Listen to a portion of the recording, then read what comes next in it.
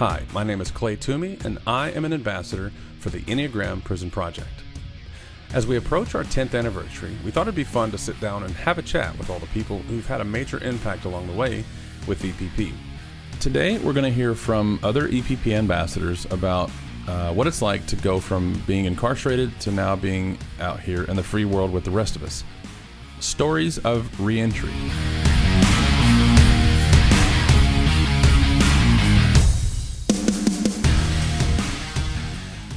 I enjoyed these conversations.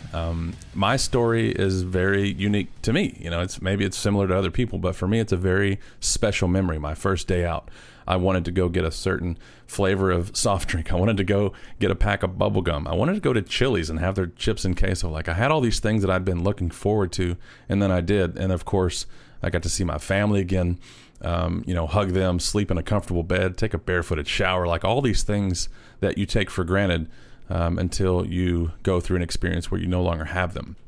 I will say, as a bit of a disclaimer here real quick, or a parental discretion advisory, I suppose is what I should call it. If you have kiddos in the car with you or within earshot of the podcast, you might not want them to hear this. We have language. I don't bleep out F-bombs or any of that stuff. So if you don't want your youngsters to hear that, then maybe don't listen just yet. And also, we speak about some adult content. And by adult content, I just mean stories of drug use, drug addiction, relapse, stuff like that. Nothing crazy, nothing you won't find on TV.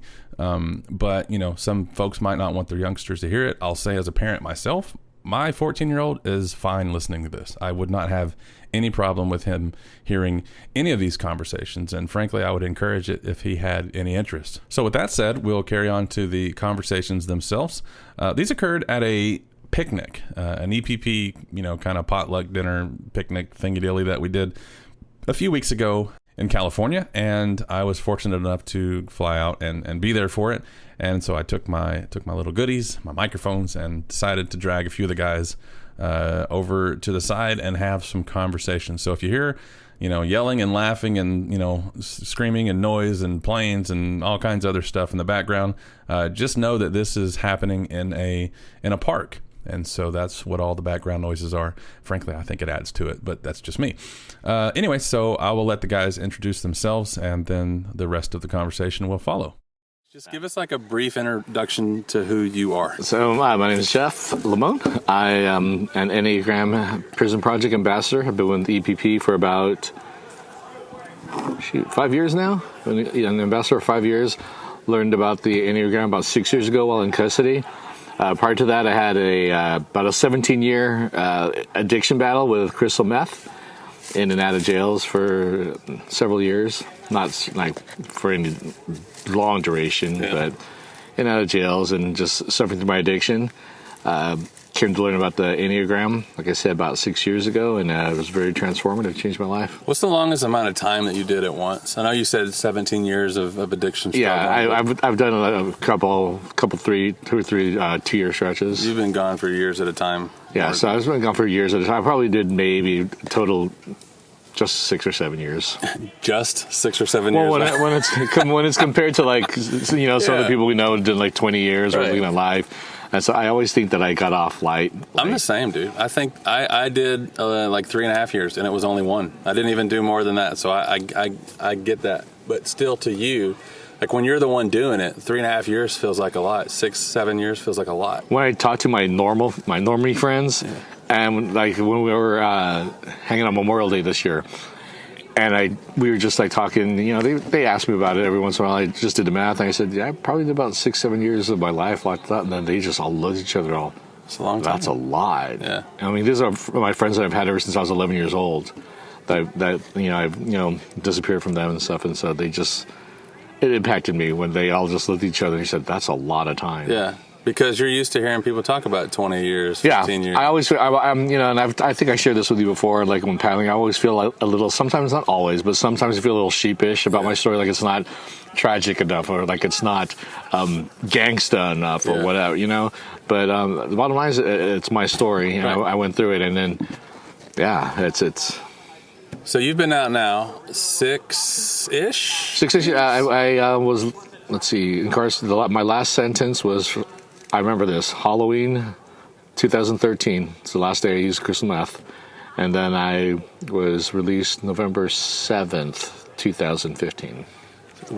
So from the amount of time from Halloween of 2013, you said, right, to November of 2015, how, and I don't know, admittedly, I don't know a lot about addiction. I don't know alcohol, substance, you name it. It's not a world that I'm super familiar with other than what I know from prison experience and being around people who struggle with addiction. So how do you go from a lifetime, or maybe I'm saying it too big, how do you go from decade and a half or so of crystal meth addiction to 2 years of not doing it at all? Yep. And I'm assuming, and feel free to correct me if I'm wrong, that you haven't done it since. Yes. And you know what's hilarious? I mean, like, it's difficult to quit on the streets. Yeah. The minute I'm locked up, gone. Like, I see people in jail, you know, everything comes into jail, we all know that. Yeah. And I see people just sell all their commissary just to be able to get high in jail. And for me, that's not my thing. I mean, I was a smoker. You were a good inmate. Yeah, I was a model inmate. I was a smoker for 20 years and meth addict for 17. And every time, whenever I'm locked up, I just cold turkey, like, that goes out. You know, I leave that at the door. So I want to talk more specifically today about, and I'm going to talk with some other guys too. Yeah. That first day out, you know, when November, did you say 7th? Around, like, first week of November. Okay, of 2015 is when you got out. Yes. Do you remember much about the day you got out, or like the last meal that you ate in prison, or talking with people on the way out, or anything like that? I remember people just wishing me luck, and then I was told by quite a few inmates, if anyone could do it, Jeff, you can. I don't, like you, I don't remember, unlike you, rather, I don't remember what my first meal was, but I remember my parents came and picked me up. My octogenarian mother, bless her heart, visited me every week in jail, and they're the ones that picked me up. And I was fortunate enough to welcome back home to, have a place to stay when I got out. So I made it a point, I didn't look up people right away, I just wanted to be low key. Yeah. And I knew that. You say look up people like old friends and stuff? Yeah, like old friends, because, I mean, the streets, they know right away when you're out. And I was immediately, like, people would stop by, or people would, like, call my house phone, because I didn't have a cell phone or anything. And then say, hey, we're here, you're out. Nah, I'm cool. And so, like, people would, like, want us to come visit, and, like, I'd respect, like, go say hi to them outside. But, so my first month or two was like that. But my first day, my first week, it was just so low key. I didn't want to go out. I just wanted to be at home and just decompress. Yeah. I did ask to see my daughters. That was one of the only things that I asked for, was to see my daughters. And their mother allowed that to happen. Yeah. But no, there was no big, unlike other incarcerations, previously when I was younger, there was, still people waiting for me, and then there was like homecomings and stuff like that. Yeah. Now this last one, I knew that things were different, and I was already in my mid 40s at that time. And I was like, time to change. People who have never been locked up, I think a lot of times they think that it's just so simple to just get out and, I hate prison, so I'm not going back. And they think that it's just easy to stay out. Do you find that to be the case? This time it was. But it was just so transformative, the experience that I had this last year. I mean, not this last year, the last year of my incarceration, especially with learning about the Enneagram and learning about myself, I just felt really well prepared on this one out. And when Susan asked me to look her up, when I got out, I knew that there was going to be some sort of source of support and belonging, and I didn't have that previously. And one of the first conversations I had, I'm not quite sure how soon after when it was released, but one of the first people outside of my family that I talked to was Susan Olesic, and thank God for that. Do you know how long it was after you got out? Not that long. Days? Probably maybe weeks and stuff. Yeah. So did you look her up on Facebook, or did you have her number? I think I can't really remember if she had mine, or maybe I gave them I gave her my parents' number. Yeah. I don't think she would have been allowed to give me her number while incarcerated and stuff. But I think I gave her my parents' number, and I'm pretty sure she called my parents' house asking for me. Yeah. Yeah. And let me backtrack with that.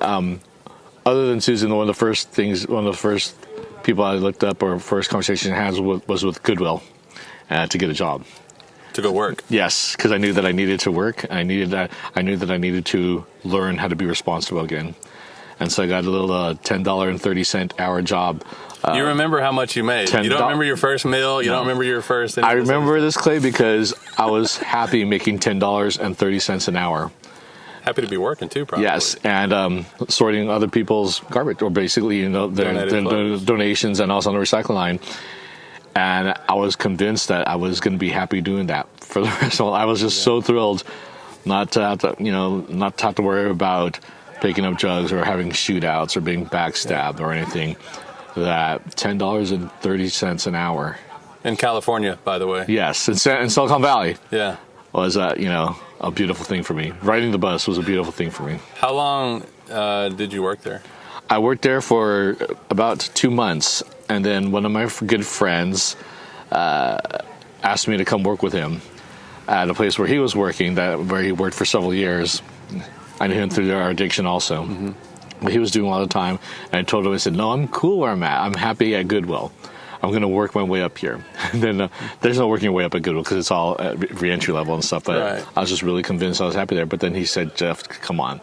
And I gave that job. I said, you know what? And I quit Goodwill, and I interviewed there, and I got a job there, and that was another life transformation right there. I was working with that company and working for that lady, the president of that company. That's true. Yes. It's funny. You're very unique in talking about getting out of prison. Most people remember very specifically like what they did their first. I'm one of them. I can tell you my first day as if it were an entire like full-length feature film movie, which is like, that's just because I'm neurotic and crazy, so it's not a big deal. But you mostly remember getting out, being low-key, going to work, and just like easing back into life. Yes, just getting used to it again, and I just wanted to be around my family, and I was so let down. I mean, at the time when all this was happening, when I first got arrested, I was so let down. I was in the middle of like, there was a shootout at my house. I was backstabbed by like friends that I thought were my super duper best friends in the game. And shootout at your actual physical residence? Yes, there was a shootout in my garage. It was bad. I could have died. And so, but in retrospect, I'm very thankful because if that didn't happen, if I wasn't backstabbed by my quote unquote best friend in the game, I probably would have went back into it when I got out. But it was a whole big confluence of factors of just backstabbing and just shittiness done toward me that just the whole time I said, I don't want any of that anymore. It's not a life that I want. What I also do remember actually is the pastor of my church that I grew up in was actually the pastor at Elmwood that would come and, Yeah. So he recognized me. Elmwood, by the way, for those who don't know, is the Santa Clara County main jail. Yeah. Yes. Or not main jail, excuse me, but the jail in Santa Clara County, other than the downtown one. Right. And I was telling my mom how I was doing the readings for Father Dan, and she made me promise to get back to church. So that was actually one of the first things I made a point of, was getting back into church and letting them know that, I just got out of jail and I'd like to get my life on track. So I lined up everything that I could, church, family, job, EPP, and I just stuck to that. Yeah. And made that my routine. What do you think it is? And I'm only going to keep you for like another 8 minutes, maybe, if that's okay. Yeah, fine. Because I see the food is going to be ready. Yeah. The thing that people struggle with, in my opinion, when they get out is A, staying away from the wrong people. Yes. B, finding work immediately. And C, just making a decision to have a plan. And even if the plan doesn't work, have a plan and execute the plan. And just in hearing you talk about it, like you checked off all of the boxes right down the line, even to like going to work. How soon did you go to work after you got out? Almost immediately. Within days. Yeah, that was like one of the first things I did. That's the number one thing, and I'm saying that completely anecdotally. I don't claim to know the stats. Yeah. Although at one point I did, and I probably could find them. But the math says, get a fucking job. Yeah. When you get out, take whatever job you can. Go to Goodwill and work for $10.30 in Silicon Valley. Yes. That will make a bigger impact on staying out than like so many other things. And it wasn't even that, like, you know, because we only worked half-day shift there. That's how we were like. It wasn't the $40 an hour $40 a day that I was making. It was just it had meaning, and I felt like I was contributing to something that had a purpose. Yeah. You know, I mean, prior to that, my last purpose was serving up the best meth and doing it the right way in Santa Clara County. Yeah. You know what I mean? The right way. Taking care of people that way. You know what I mean? Yeah. But Dan thought I was going to be the best, you know, Goodwill recycler, and thank God for like hooking up with EPP, because and we were talking about this. Although I didn't make EPP my entire life, it was a good chunk of my life for the first couple of years out of incarceration. Yeah, definitely. One more thing is kind of unrelated, but a little related. If there's another person sitting here on the bench next to me, and they've never done time, they don't know anybody who's done time, and they've only known what they see in the movies and stuff like that, what are some of the things that you would tell someone who just knows nothing about incarceration and knows nothing about reentry into the free world? And it could be literally anything. Like, what are some of the things that you wish more people understood about living with that stamp on your back, coming back to the free world? It is a stigma, and it's there are opportunities for people to succeed when they get out, and there's opportunities, as I've demonstrated over and over prior to this last one, of people failing again. It's the support that people receive afterwards. Huge support. I mean, I probably owe a good chunk of my life right now is so good, and that's I fully believe that it's because a lot of the support that I received went, not only from my family and my friends that welcomed me back, but just EPP has been amazing. I always talk about the Enneagram Prison Project in terms of the message and the messenger. Learning about the Enneagram, learning about yourself, but that's part of it. But a huge part of it is the messengers and the people who deliver that and the support, and that's been huge. Yeah, that and for people that are, my greatest advice for people that are planning on going in or that might get them. You're talking about as volunteers, right? Future criminals. Yeah, well, no, like if you find like the way I successfully do time is because I don't try to live an outside life from inside. Yeah. I didn't. It's a good phrase. I wasn't one of those people on the phone all the time. I wasn't one of those people that are, like hitting people for money or waiting for mail call. Yeah. Just do your time in the moment, and you'll be all right. So mail call wasn't that big of a part of your day. I would get mail. I wasn't as my first few stints. I would get lots and lots and lots of mail. My name would be constantly called stuff. But like this time around, it's just like, you know what? I messed up again. Yeah. Never do 2 years. I'm here to better myself.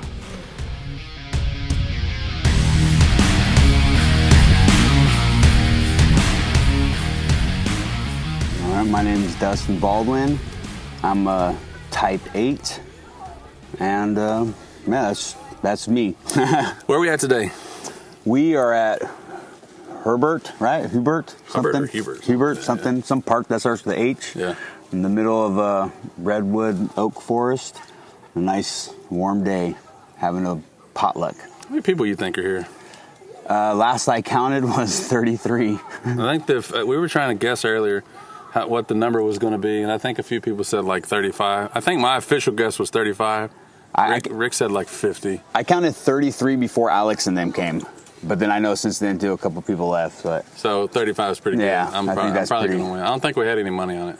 I think we're pretty good. So what I want to talk to everybody about today is, and you've been locked up, right? Mm-hmm. How much time did you do?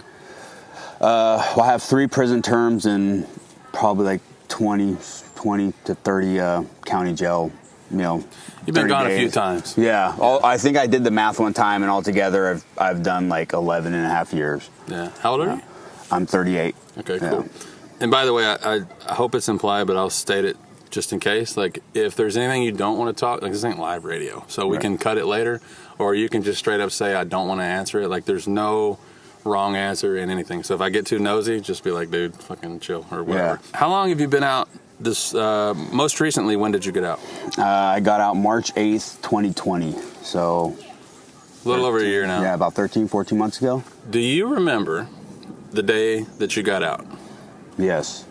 Tell me from As much as you can remember about that day from when you woke up, breakfast, I mean, literally anything you can remember about that day from that point forward. You're smiling, by the way. Yeah. People can't see that, and I'm saying it out loud. You already start grinning. Well, so I was fortunate enough for this last prison term I did. I was fortunate enough to where I got sent to the firehouse in San Quentin.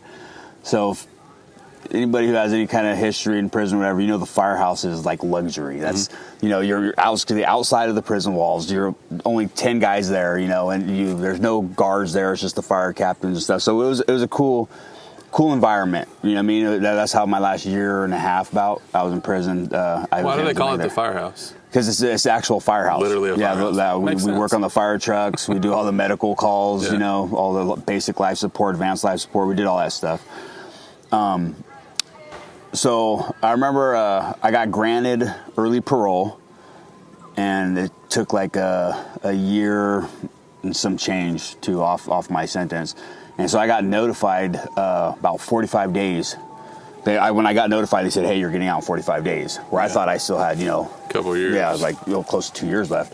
And I was like, you know, instantly, I was super excited and, you know, calling everybody, telling my family, all that stuff. And then after that dust settled, I was terrified. I was like, I was so terrified.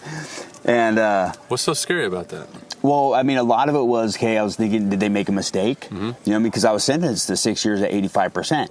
And I was like, how is this happening? You know? That happens too, where they say, hey, you get out in a month, and then a month comes, they go, actually, never mind, you messed up. Yeah, I've seen that to other people. So that fear was there. And then the big part for me too is the fear of coming back, failure. You know what I'm saying? Is at least or not meeting others or my own expectations, I guess. Right. And at least when I'm in prison, you know, everyone knows what's expected of me, and everyone knows what I'm doing, or you know what I'm saying, or there's only so much that I could achieve, and I'm doing the most already. Right. So then just that fear of, you know, of just not meeting all this dreamland, that's fantasy lifestyle that I've been building in my head all these years in prison, like, you know, how my life's going to be when I get out, and now it's like, okay, here it is. Right. And I'm like, how am I going to do this? You know, how am I going to execute this? So I had just a lot of fear with that. And then also I had other fears too, because, you know, I was involved in gangs and stuff prior to this. Yeah. And this term, I walked away from all that. I dropped out from everything and just said, I'm cool. And that's a dangerous thing, by the way, for people who don't know prison life, gang life, anything else. Yeah. It's not as simple as putting in your 2-week notice at work and leaving. No. There's more to it. There's much more to it, yeah. And I was, like, I didn't hide it. And I knew this time that, you know, everyone knew that coming out. So I had that fear of coming home to that as well. And I was just like, you know, I know a lot of other people out there who left the gang life, and they're being successful, and they're doing fine. They're living fine out there. So like, you know, if I get out and I just stay away from everything and handle my business, you know, and just give everybody that mutual respect, you know, hopefully. And it did. It worked out that way, you know, and so I'm grateful for that. And so you have 45 days notification. Mm-hmm. Did it end up being 45, or was it less? It was 45. It was to the day. To the day, yeah. And it was, the whole time, though, it was just more and more scared. But so it's funny. So my last day in prison, we get out early in the morning, right? And so, like I said, I'm in this small firehouse. We all have this great community, right? And we always pull these pranks, firehouse pranks. How many people are there? 10 inmates. 10 inmates. 10 inmates. That's it. Cool. So it's a pretty and tight you all have your own bedroom. Yeah. It was like legit. We had our own bedroom. Man. With a door, an actual twin-size spring mattress bed. That ain't, you know what I mean? Prison, yeah, dude. That's what I'm saying. So it was legit. But we always pulled pranks on each other. There's this one kid there, and like I remember, I'm leaving first thing early in the morning, and he was on the medical call that night. So you get these random calls at all hours of the night, and you just got to run downstairs. You throw on all your fire gear, your fire boots, also you literally just jump in them and jump in the thing and go. Right before I left, I got these 2 big old water bottles, and I filled his firefighter boots up with water. And then I paroled, right? And I completely forgot about it. And then, like, so you weren't even there to enjoy it. I wasn't even there to enjoy it. But like a month later, one of my other buddies that I was in there with, I still keep in contact with to this day, this guy Jimmy. he calls me out when he gets out, and the first thing he says, like, you pissed Alex off so bad with that one. So he just tell me, and every day I think about that. That's like my last memory of being in prison. Damn. But yeah, so yeah, I got out, and then I got out right before COVID too. Okay, so, around March of 2020, right? When everything hit the fan. Yep. So it was kind of that was a huge transition too, actually, because I got out. And I remember my mom was telling me they're talking about all this stuff closing down. We're driving back home, and I'm just still nervous and terrified of just being out. I'm actually getting car sick because I haven't been in a vehicle, so I'm getting car sick, all this stuff. Get home, and then call my PO, and then like 2 days later, everything shuts down. And my parole officer goes, well, you know, everything's closed, so everything's just going to be done by telephone. And I've never once to this day even met my PO. Huh. So I had Are you still on paper? No, okay. I discharged, Sweet. But so going back to the day that you got out, do you remember like waking up and knowing like, or even before that, like in prison when you say I got a week left, people don't say I got a week or whatever. They say I got, they say I got like 3 sleeps. Yeah. So I don't know how y'all say it in California, but basically you don't say like normal. 2 nights and a wake up. Yeah. That's what we'll be like. Oh, I got 2 nights and a wake up. So you got 2 nights and a wake up, and then you got one. Because you literally leave right when they wake you up at like 4 in the morning. Right. So what's it like getting out? What's the process? Like the actual process that they come and wake you up. Yeah. Baldwin. Yeah. That's exactly what they do. They shine a bright LED flashlight in your face and slam on your door. Hey, Baldwin, pack up your shit, you're going home. Yeah. Just like that. And then sounds so mean, but it makes your day. Yeah, you jump up and you grab your little trash bag of whatever personal belongings you're bringing, and then you go sit in R&R for like 4 hours in a little cell. What's R&R stand for? Receiving and release. Okay. Yeah, R&R, receiving and release. So they let you out just right there? No, you have to go through, sit there, and they're doing who knows what paperwork, or I don't even think they're doing anything, honestly, because I don't have no idea what they're doing or why it takes so long. And so you wait there for like a few hours or something? Yeah, like 2 to 3 hours, and then you go and a van will pull up and. What are you wearing when you get out? What clothes do you have? Well, if you don't get sent nothing, they leave in a little white paper jumpsuit. Gotcha. And your people sent you clothes? No, I had clothes from the firehouse, like some of my package clothes. So I paroled in a pair of sweatpants and a sweatshirt, and then some shower shoes. Yeah. When they open the door and you're free to go, and you take those first few steps, like what is to somebody who's never been locked up? How would you explain what it feels like to be released from prison? Those first few steps. It's almost surreal. Like it's hard to take in. You don't really know, you still think, hey, is there a mistake? Am I supposed to get out? Is something going to happen? Because, all prison is, there's no guarantees in prison. You know what I mean? They that's just how it is. There's no guarantees. Everything changes, this and that, you know what I mean? And so you hear stories of people having committed other crimes and stuff like that, and then getting out, and then a different county or someone is right there waiting for them and take them in right then and there on other charges. You hear all these crazy stories, and you're just like, you just want to get in the car and put distance, as much distance as you can. And that's pretty much exactly. I got in the car, and then who picked you up? My mom. Okay. Yeah. So right when I got out, I was super emotional, of course. Right. Gave her a big hug, and then as soon as we were releasing the hug, I was like, "Come on, let's get out of here. Let's just go. Let's go." And we get in the car, and she said, "Oh, you want to stop and eat? You want to do?" And I was like, "No, just." Go.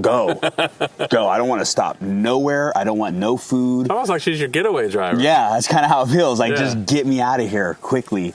Yeah, and even then, and then you get home and it's still. So you went straight to the house. You didn't go to a restaurant. I didn't go nothing. Nowhere. I didn't want food. I just wanted. It was actually kind of weird.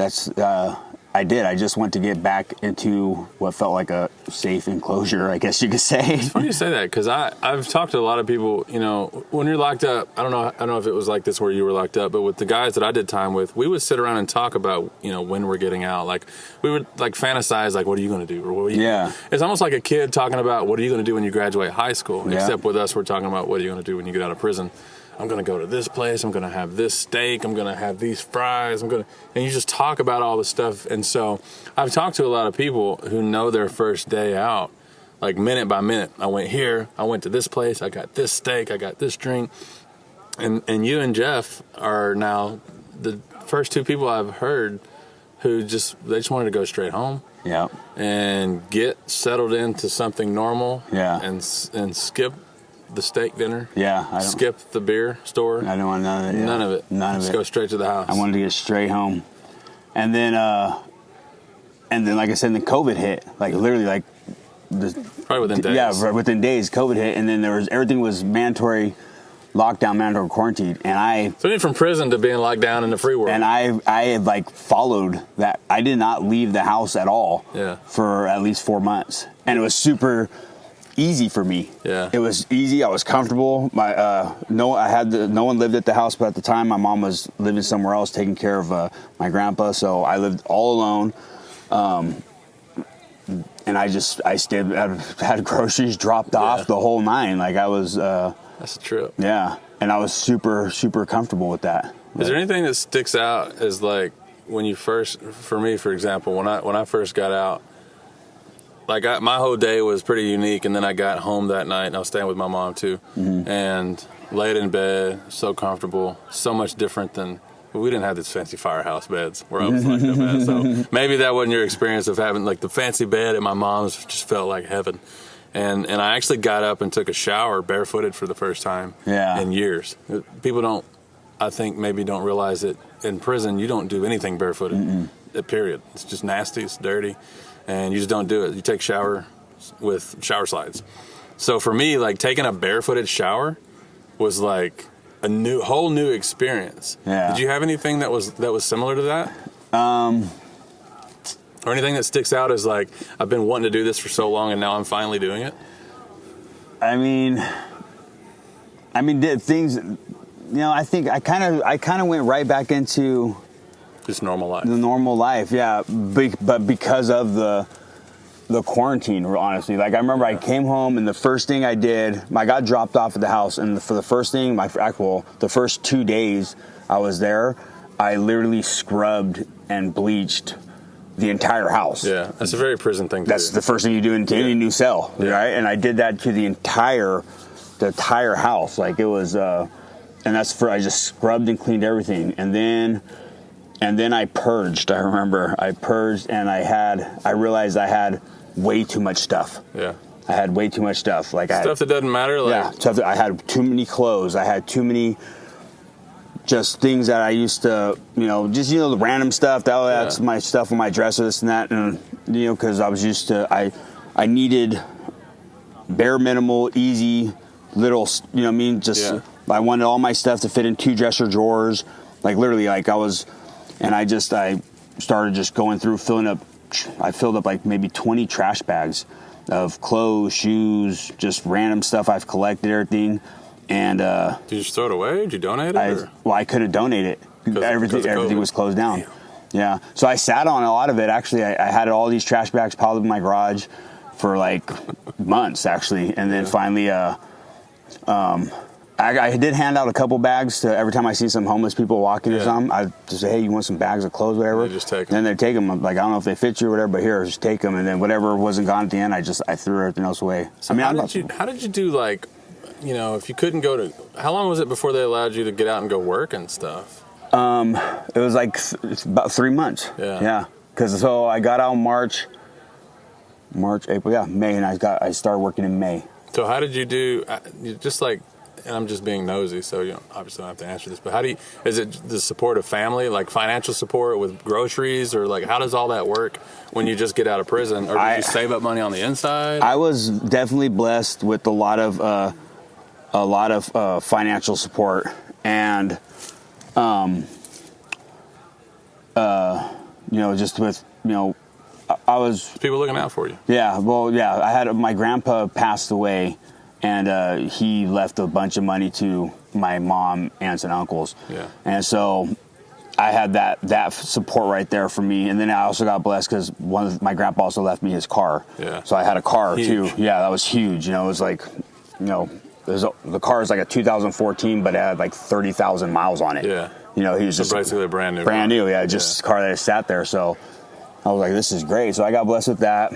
And, and then I was, even then I was like bare minimal stuff because I didn't feel right taking, you know, like I would go the most basic bologna sandwich, you know, kind of shopping stuff. You were kind of living like you were still locked up. Yeah. Not literally, because you felt free, you're in the free world and all that stuff, but you had you didn't just come out and go balls to the wall. No. Blowing all the money that you were blessed with. Which could have happened if it wasn't for COVID. Yeah. Honestly. How so? Because COVID made it so. COVID made it to where even when I did have an urge to go out and go, you know, maybe go get a drink or go, you know what I mean, go just to the bar and, you know, or whatever, like. Physically wasn't an option. Wasn't an option. Was not an option at all. So in a way, in addition to the financial blessing. Yeah.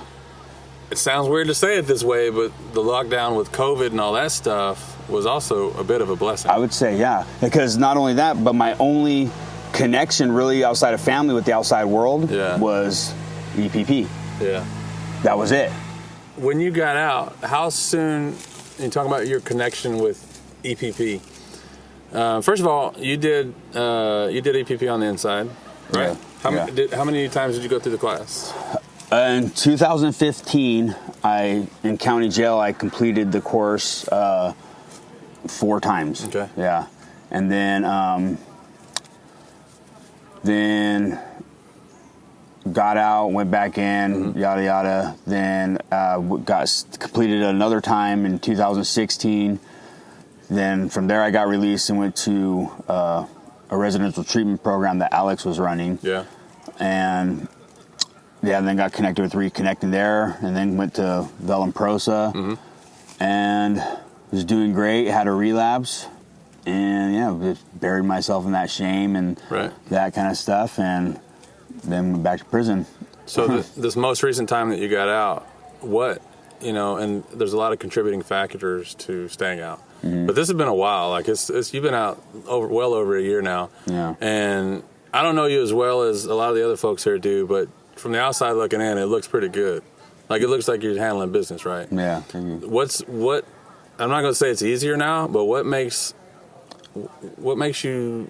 Why are you still out here instead of going back? What's keeping you on track? Well, so my first about my 4th or 5th month out, I had a relapse. I actually was when I was cleaning the whole house, right, scrubbing the house. I found a little bag with some dope in it, and I didn't throw it away. I kept it, and I don't understand really what led me to use, other than maybe one last time or whatever. I'm not really too sure of the thought process. Other than I just had this urge, and I wasn't. You had the opportunity. I had the opportunity, yeah, and I think that part of me was like, okay, maybe I don't want to change. You know what I mean? And so, and I used it, and I remember it was the worst feeling ever. I was like, this sucks. Like, it literally sucked. I hated how I felt. Was it a bad? And I don't know a lot about. I've been fortunate to not have substance or alcohol issues, but I'm curious, just from an ignorant perspective, I'm wondering, was it a bad high? Was it bad dope? Was it no, all that was good and you just didn't like it anymore? Everything, I didn't. It was I just didn't like it anymore. Yeah. The dope was good. Everything was. I think it's like having a head full of self-awareness. Yeah. And a lot of knowledge from rehabilitation classes and just substance abuse and stuff, and then just seeing the direction my life was going. I kind of seen that I'm just self-sabotaging, and I didn't, and it just wasn't enjoyable. It just really wasn't enjoyable anymore. And so I literally told on myself. Yeah. I first went to work and I told my boss, I was like, I relapsed, I'm high right now. Yeah. And she was like, to my surprise, she's like, what'd you use? I was like, I used meth. And she goes, oh, I've been in recovery for 20 years. I'm sober myself, blah, blah. She's, I use meth, this and that. And she goes, stay here, right? And I'll be right back. And I'm like, I'm at work, sitting in the back. I'm like, oh, okay. And she walks out with one of the store managers. Yeah. I'm like, oh, great, I'm getting fired. And then the store manager comes out. He goes, oh, I've been in recovery too. He goes, you had a slip up. He goes, oh, I'm so glad you came and talked to us about it. We're going to plug you in with these resources, this and this. And that blew me away. Yeah. And I remember I just started bawling.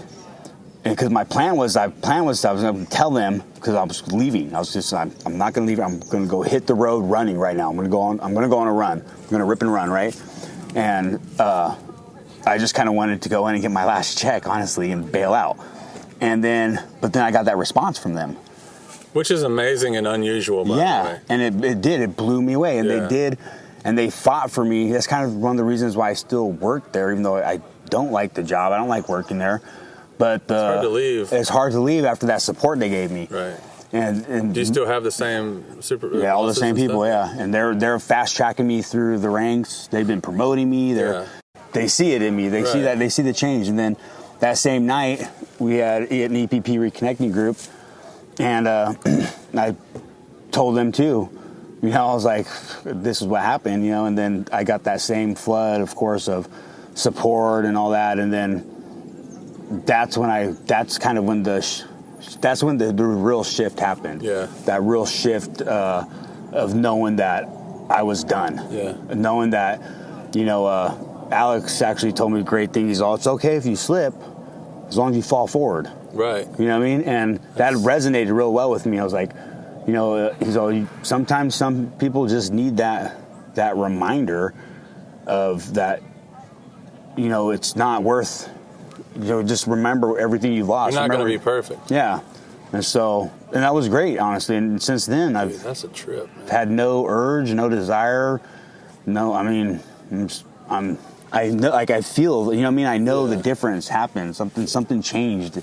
And I just knew it. I was done. Dude, what an awesome series of events. I didn't know all that, by the way. Yeah. I knew a little bit, here and there, but I didn't know, like, relapse, telling my boss. My boss goes talk to somebody else. They're in recovery. They totally look out for you. Yeah. This is corporate America, by the way. They ain't supposed to love you. Yeah. But you got looked out for. Mm-hmm. And then the response from reconnecting, I mean, frankly, I expect that. Mm-hmm. That's what we do. We give a shit. You don't expect that from work, though. Yeah, no. So that's kind of a trip, dude. Yeah. It kind of. And these are strangers that don't really know me. Right. They just know that I'm some guy that's just been out of prison for a few months. Yeah. And, I've only been working there for very few months, and I was like, just kind of blew me away. And then. Damn. Yeah. So that was late last year, like fall last year-ish, something like that? See, I think around I want to say around July. Okay. It's about a year ago. Yeah, about a year ago, yeah. And everything's been. I'm not putting words in your mouth, but has it been easy? Has it been smooth sailing? Has it been like still kind of working through a lot of shit? What's it been like? Honestly, since then, it's been smooth sailing. That stinking thinking, or what I'm saying, that that the term, I don't know the proper way to, but that just that stinking thinking. Yeah, that old thing, like that old wondering how the old people are doing, or wanting to go rip and run and go see that them dirty girls and all this other stuff. Like all that's gone. Yeah, it's not there, and it's much. It's a lot of it just came inward. Honestly, like my focus really changed just to. My son, honestly, and my family. A lot changed there to where I'm really like kind of realized my importance and my role in their lives, to where I've never really put value on that before, I guess, and now I do.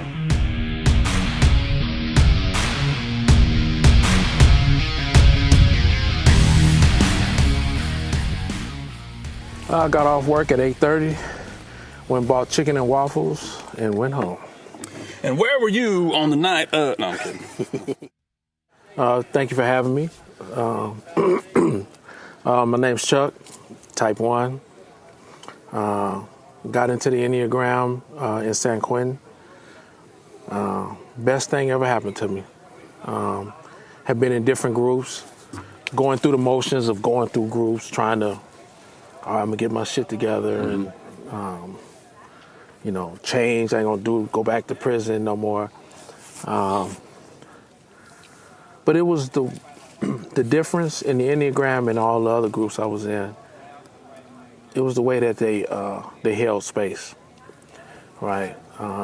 It wasn't forced like, this is our program, you have to do this, this, this, and this. It was like more like a smorgasbord, so to speak. It was like, this is what we have to offer, check this out. If you're interested, I'm here for you. And it made a difference. Yeah. How'd you find out about it? Did you know somebody that was already in the program, or did you see a bulletin post or something? A friend of mine, so in prison, I made greeting cards and pies. And so Saturday, I was delivering some pies Saturday morning, and the guy, Mo, who I was going to deliver to, I'm like, what are you going on in such a hurry on Saturday morning? He's like, oh, they have an event outside for the group I'm in. But I had known Mo from the streets. We was from rival gangs. And hadn't seen him in a while. And he was one of the first people to embrace me when I got to San Quentin. We was like... enemies. Yeah. And so I was skeptical. I was like, okay, what is he up to? Why is he being nice to me? But I saw it, and so in retrospect of checking him out, I started following him, so to speak. Not on no weird shit, but see what he's up to, you know what I mean? But I saw the change in him. He cared about people. He cared about the community. And I'm talking about we're in prison, but he cared about people around. And, you know, in the back of my mind, I'm like, I need some of that. But am I ready for it, right? So that's basically how I got introduced. I was in another group called Kit Kat, and they was talking about types and this and that, and this is how things work. They mentioned Enneagram in Kit Kat class, and I said, damn, Mo just talked about that this morning. That's not no coincidence. Right. The same day somebody's talking about it, I said, hey, so the guy said, do you want to find out what type you are? I said, okay, sure. Went in there for like an hour, went through the book, the yellow and orange book that Russ and them had did. Found out I was a 1 with a 9 wing. Sat on it for a couple of months, then Mo was like, hey, I'm going to invite you as a guest to my class. And that's how I started, man. That's cool. Never would I thought it'd go like that. But and when was that? What year was that? That was 2000, the end of 2019. It's been a couple years now. Yeah. So totally unrelated to that, but you brought up pies. So somebody who ain't, you know, I know what you're talking about because I've done time. Somebody who might not know, what's the pie economy in prison? What's that like? Are you literally making a pie? Or are you buying stuff off commissary and you put some stuff together and you just call it a pie? Tell me about the pie business. So the pie business, was. You probably didn't think we were going to talk about the pie business in prison. Hey, but let's talk about the pie business. Hey man, people. So this is the thing. Prison food is. I don't care what state you're in, what prison you're in. Shit. Terrible. So people always love sweets, right? And they always want something different. And I started by buying one from somebody. It was hot. It had graham crackers. It was sweet. And I was like, hey, teach me how to make that. And so it took a few trials and tribulations. So what I do is I handpick apples. I wouldn't let nobody give me apples, right? I wouldn't take none that's bruised, the best green apples or whatever. The red handpick from where? You're in prison. That's the beauty about prison. Yeah. Nobody eats fruit unless they're making pruno. Gotcha. So I would get fruit. I'll peel them, give me a fresh razor. I'll peel the skin off of them, and I'll boil them in my hot pot. I'd boil it in, if I was lucky to get real CNA sugar, I'd use CNA. I'd use syrup, jelly. On a rare occasion, I'd use equal.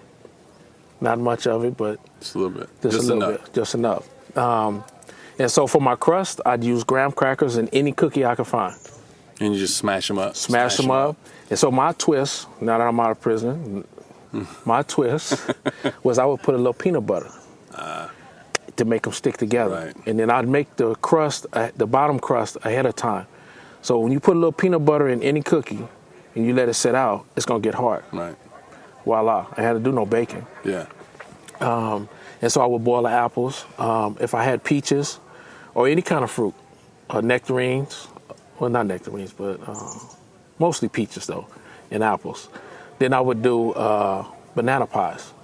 Didn't have to cook them. Right. Slice them up. I'd slightly boil a small batch and then take some fresh and add it to it. Because you cook bananas, they get creamy. Yeah. Right. I add my little sugar, a little cinnamon. And what would they go for? What would you get for a pie? I started off with big dreams. I want $5 for this pie, right? Yeah.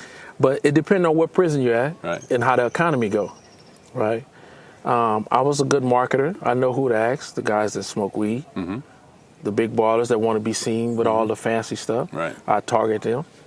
But eventually I got bowls and containers that would fit the need of any person. Yeah. I had from a 50 cent mm-hmm, to $5.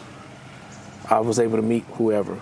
Now, as again, I know how it works because I've done time, but to the person who might not know what currency is on the inside, when you say $5, how do I pay you $5? Do I have cash? Do I have debit card? How does that work?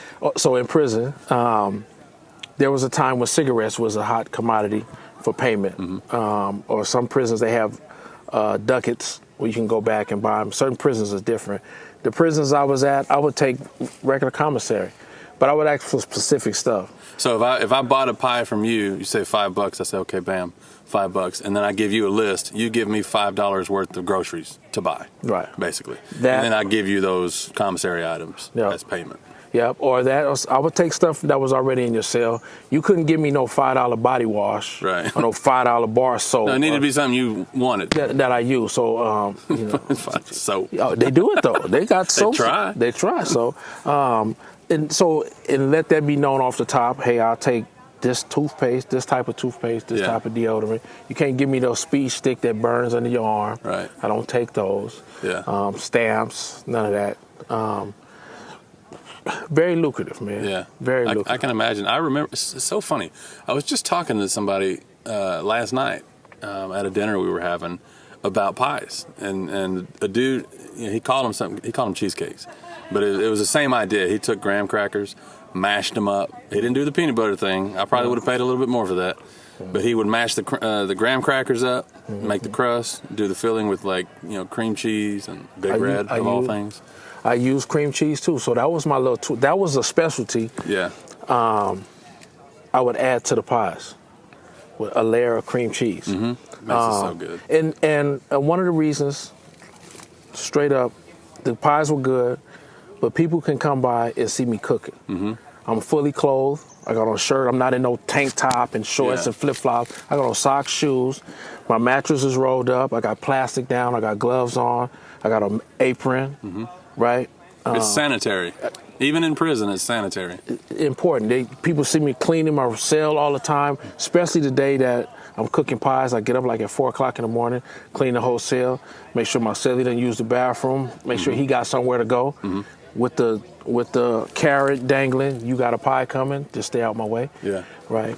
And I enjoyed doing it, though. Yeah, sounds like it. It was fun. Well, I didn't plan on sitting here and talking to you for 10, 15 minutes about pies, but I'm glad I did. And I'm not going to lie, I'm kind of hungry now. I kind of want to go get some sweets, but I want to talk more about your time in prison with the Enneagram, and then also your time coming out of prison. And specifically, I want to know what it's like that first day out, and how long have you been out? I've been out like 15 months now. So a little over a year you've been out. So it's been a little bit of time. But do you remember that first day? Do you remember when you got your date of release? Do you remember the process of waking up knowing I'm waking up in prison for the last time?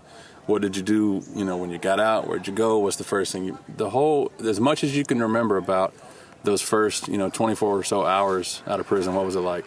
I'm not one of those guys that can tell you I did 10 years, 7 months, 13 days. Mm-hmm. I don't know all that. I don't know that shit, right?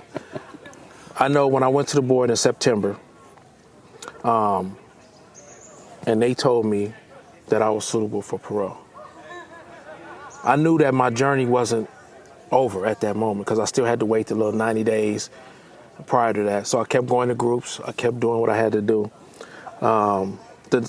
So up until the night the 2 days before, no, a week before I was released, I was still going to groups.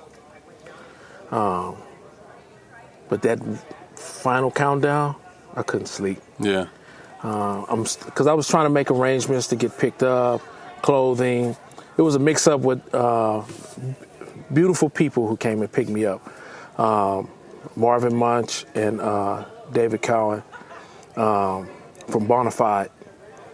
They do a lot for the people, right? Mm-hmm. They met me at the gate. I didn't sleep that night. I was up early, but they woke me up like at 4 a.m. Had to go sit in R&R, fill out paperwork and all that. That van ride outside of San Quentin, my face was glued to the window. I was like, whoa. And my heart was racing. And they was there. He said he'd be there, and they was there, man. They took me to this little restaurant, said, pick what you want. What'd you pick? Some pancake. The craziest thing, the stuff that you say you Don't ain't tell gonna me you eat. picked a pie, a banana pie. No. I ate pancakes and sausage and eggs. I really didn't want to eat. But they was like, hey, eat. And I'm like, I just want to call my mom. Yeah. They gave me a phone. There was a time I had a phone in prison, a little flip phone. Not legally, by the way. Not legally, Not yes. supposed to have those. Right, a different right. kind of cell phone. You ain't supposed to have it. Yeah, got in trouble for it. So I was like scared of phones from that point on. 'Cause They almost messed up me getting out of prison. Yeah. But they took me to eat. The first thing I did was I called my mom. Do you remember that conversation? Oh, man. Like it was yesterday. I'm get choked up. To tell her I was free.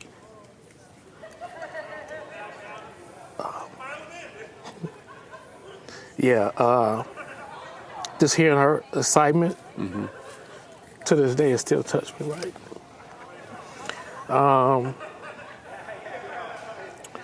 So Marvin them, my clothes didn't make it, so he took me to Target. Pick what you want. What were you wearing? Were you still wearing some sweats? I mean, yes, I had not some prison clothes? No, right? No. They make you pay for those. That shit ain't free. And it's very expensive. Yeah. It's like $50 for a pair of khakis. And probably still says California Department of Corrections on it or something, doesn't it? No, but they was bell bottoms, some shit from the 70s. Oh, come on, man.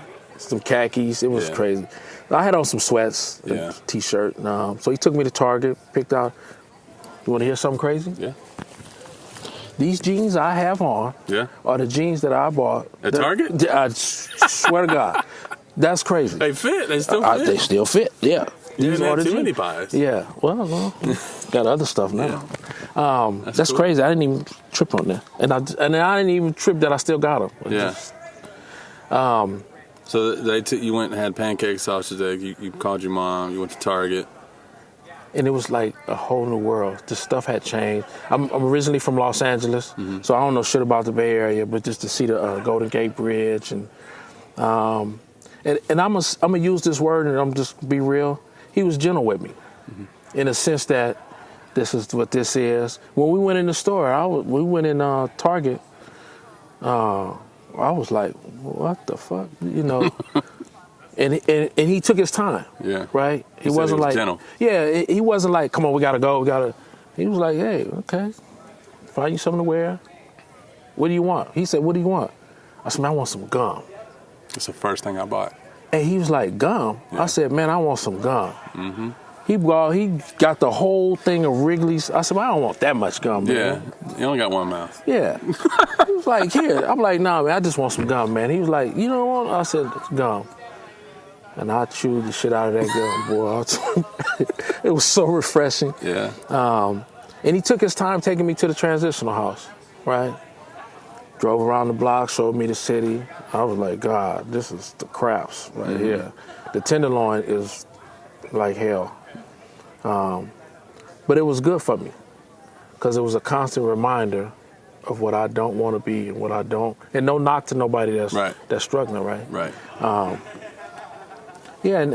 So I'm going to fast forward. I'm going to tell you some funny stuff. Aaron's not here, but a couple of weeks, I was out like 2 weeks. They finally let me out on my own without an escort. I decided I want to go to the mall. I had like an hour. So Were you driving? Did you ride the train? You just walked? Yeah. So I said, I'm going to go to the mall. I went in the mall. Lights. I'm like, damn, there's a lot of people in here. Shit going on, flashing. I didn't really trip at first, and I was like, the beautiful thing about the Enneagram, or period about knowing yourself, you pay attention to your body's sensations. Yeah. In the streets, I paid attention to them. I knew when danger was going to happen, right? It's a different kind of awareness. But this was like some whole different shit. My hands were sweaty. I was sweating. My arms, my heart was racing. And I'm like, what the fuck is going on? Yeah. Was it the people? Was it the lights? It was everything. It was just a sensory overload. Yeah. It was just too much going on. So I backed against the wall. And old habits, prison habits, shit going on. I just backed against the wall and I just looked. And I'm like, I'm getting the hell up out of here. I didn't run, but I did a nice fast trot. A brisk walk. Out the door. But I called Erin. Yeah. Right? And she was like, hey, what's going on? I said, nothing. I just want to talk to you, you know. Truth be told. You're tripping. Right? She said, you don't sound okay. I said, oh, yeah, I was just walking fast out of the mall, right? She was like, oh, okay. But I just needed to hear a reassuring voice. Yeah. Right? Went home. 2 weeks later, Erin wants to come take me to dinner. She was one of the guys in San Quentin. And by the way, Erin, for those who don't know, is a guide for EPP. Yeah. Teaches on the inside. Where does she want to go? She want to go to the mall. And she's talking and walking and I'm trying to keep up with her. I'm like, well, where are we going? She's like, well, I know a nice place in the mall. I stopped dead in my tracks. And I hadn't been back to the mall since then, right? And she turned around and was like, hey, I'm like, we're going in the mall? She was like, yeah. I was like, okay. So we walking around and she's pulling me by the arm. So we settle on Chipotle and she sits with her back to the store to where you can look out. So I had to have my back. I've in prison that you never sit with your back to the door. Right. Uncomfortable, weird. But I got through it. And I told her I was man enough, courageous enough to speak about what I'm going through. Yeah. And she was like, oh, I'm sorry, this switch. I'm like, no, I got to get through this. Get through it. So let me back up too, though. Upon release, I didn't know EPP had an aftercare program. How I hooked up back with them was I actually called just to thank them for all that they offered me while I was in prison. Who did you call? I called Sue. I had Sue's number. Okay. Sue Lambert. Sue Lambert. She, it just so happened that was her number that I had called. And she was like, oh, no, we have an aftercare program. I was like, she said, you want to be a part of it? I was like, yeah. And that's how I'm still a part of the program. Thankfully, I'm an ambassador now. Yeah. And it has helped me all through COVID. I've maintained 2 jobs, my own apartment. I just bought a car 2 weeks ago.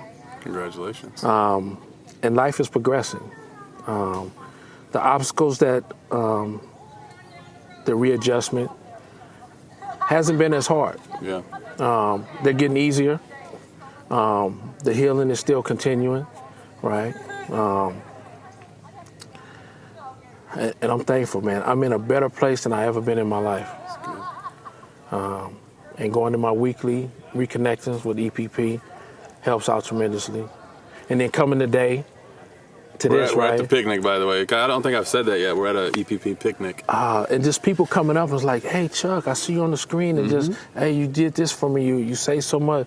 It's blowing my mind, dude. What's it like being recognized by people that you don't immediately know? Like when somebody comes up to you that maybe you haven't really met or maybe don't remember or whatever, and they say, hey, I saw you on the video, blah, blah, blah. Have you experienced much of that? Like 5 people today. Yeah. What's it like? It's rewarding. Yeah. Because no longer are people looking for me. I'm not, you know what I mean? Like, hey, I know you. I used to be like, no, you don't know me. I don't know what you're talking about. I wasn't there. Yeah. You know what I mean? It's not that no more, man. It feels good. And not in a, I don't know the word, but selfish way or whatever. Right. No, it feels good. And to know that I left a good imprint on somebody. How long were you gone for? How long? 23 years. So and that was all at once. It was all at once. So from what is that? 96. Mm-hmm. So September 96. From 96 to 2019. So 2019 or early 2020 when you got out? 2020. January 29th, 2020. From 96 to 2020, world changed a little bit. A lot. Technology's a little bit different, and I'm underselling it. This shit's weird out here compared to when you were gone. I got locked up in 07, before the iPhone and all that stuff came out, and then I got out at the end of 2010. And it was weird for me. But for somebody who's been gone that much time, that's a long-ass time. There's a lot of squares on the calendar. What's it like coming out and seeing how different the world is? What's the thing that was most difficult to get acclimated to get used to being like, this is life now, and I didn't know this was a thing or whatever? So the word is not was. It is. It's called is. It's technology. Yeah. I have 2 jobs where I have to sit at a computer. I still don't even know all the functions on my phone yet. Mm-hmm. Partly, I don't like the phone. Yeah. I don't like this technology. I like to interact with people face to face. Right. I don't like texting. Right. I got in trouble 2 weeks ago. I text my supervisor in capital letters. Oh, you yelled at him. I didn't know that was a thing. I didn't know. So just so happened another coworker overheard the supervisor talking about, she was crying to her boss that Chuck was being disrespectful and mad at her. Right. I'm like, I'm just trying to get my point across. It's kind of overreacting on her part, I'll say that, but I also know what all caps mean. So learning little stuff like that we take for granted. Right. Because we slowly learned it together as a culture. No. And you didn't. Yeah, I didn't know. So it's still things like crazy sound. Just last night, I learned to paste something in one text and go to open up a new page and transfer it over. Mm-hmm. I didn't know you could do that on the phone. Just copy and paste. I didn't know. I'm like, shit, this is gonna save time. Mm-hmm. I've been writing out whole new things when I could have just copied and pasted. So. It's things like that, technology, basically. Relationships, kind of. Thankfully, I have a good girlfriend. Mm-hmm. But people don't like to talk face to face. They want to text. Yeah. Text me. I don't want to text you. I want to talk to you. I want to see you. I want to. Right. So that's technology. It's been it.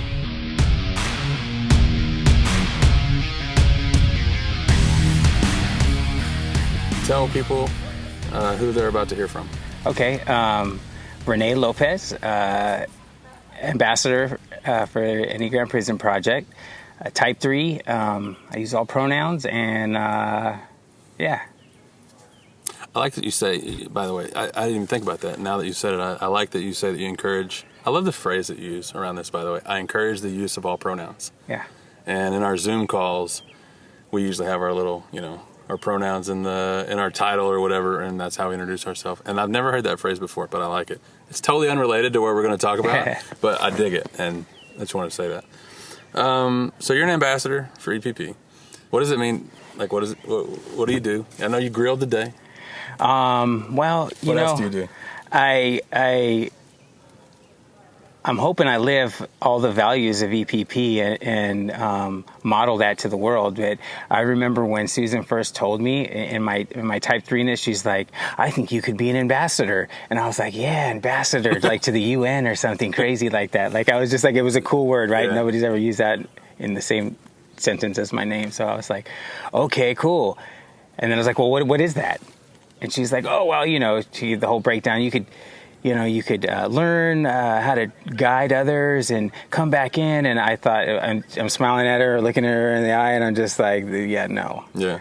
Like that sounded like. Which part? The going back in? The going back in, learning to teach other people how to get in touch, or not, not even teach them how, guide them into discovering themselves.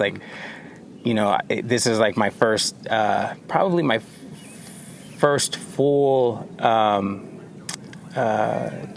8-week course when I was incarcerated. And so like I'm barely learning the whole system myself, and there's a lot of things for me that were said that a lot of big words, a lot of like things that just seemed kind of a little mushy, but I knew I seen myself in type 3. I was not one of those people who had difficulties. It was easy.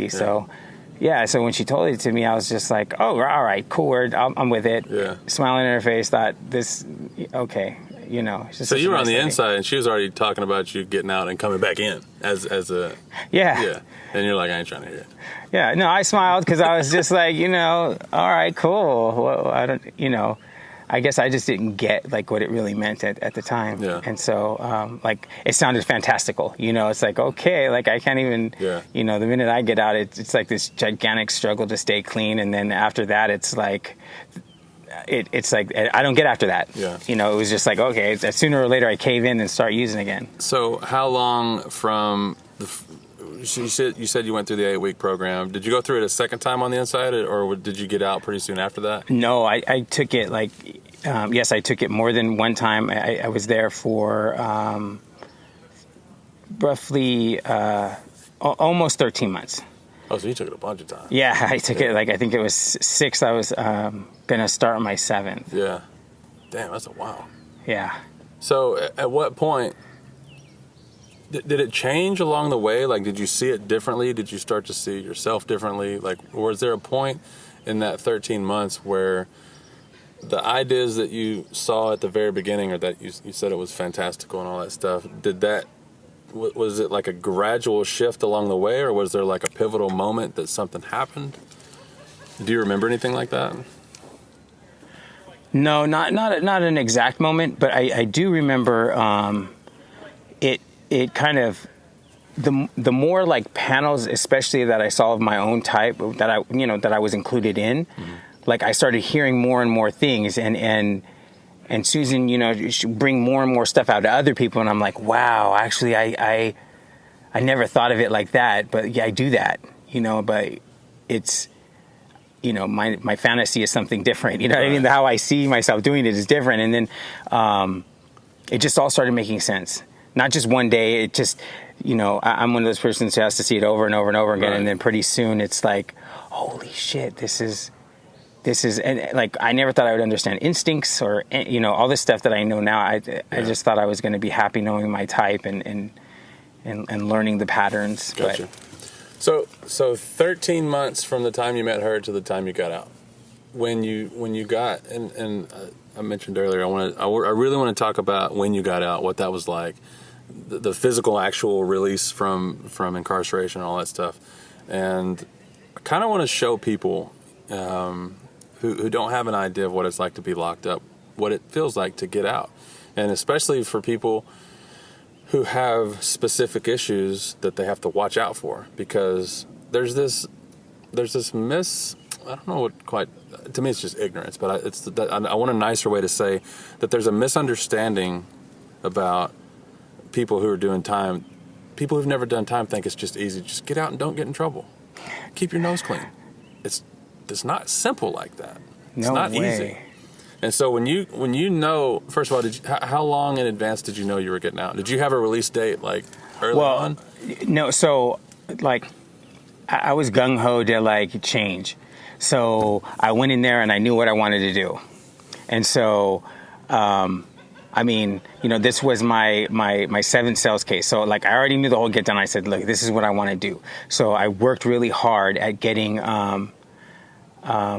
the early release program. So yes, I knew when I was gonna kind of get out, but it's like it's like bed space availability, and you have to pass this particular program, CASU. You have to pass the sheriff's, they do a background on you. So It's so interesting, right? It's odd. I know, right? It's like you should have all the background you need. Yeah. So you have to wait for that to come back. Yeah. And so I had a rough estimate, that I was going to get out. Do you remember the date that you got out? Oh, yeah. Yeah. Yeah, I got out because it was in the same month I got locked up but like later, I got out on December 27th, 2016. It's been a while. Yeah, 2016. Yeah. I got arrested on the 9th of 2015 and then got out on 27th of 2016. I want to talk about how much of that day do you remember, by the way? Well, it's interesting. I remember. I remember big pieces of it. One big piece that I remember is so funny because I was so excited. I wanted to tell Susan. I was like literally like we were waiting for EPP to come in to teach that day, and my door clicked, and I was unlocked. Yeah, my door unlocked, and when it popped, I was like, oh. I'm thinking it's ready for, it's time for class. And by this time, I'm like familiar with, well, at the time, Susan would come and she'd bring other people. And it's funny because that's the first time I ever seen Dana, the day I was getting out. And I don't think I've ever told Dana that. Like, I came running down and I was like, who's this? You know what I mean? I was like, where's Susan? And Susan was there, but like Dana was coming in. She had her hair up like she always does, right? And I was like, well, I'm leaving. And she's like, oh, good for you. Like Dana said to me, and I was like, yeah, I was just stuck because like the class started. I want to get the heck up out of there. Right. But I want to tell Susan, I've become, real cool with her. Yeah. And she's the one who was like, here, get a hold of us when you get out.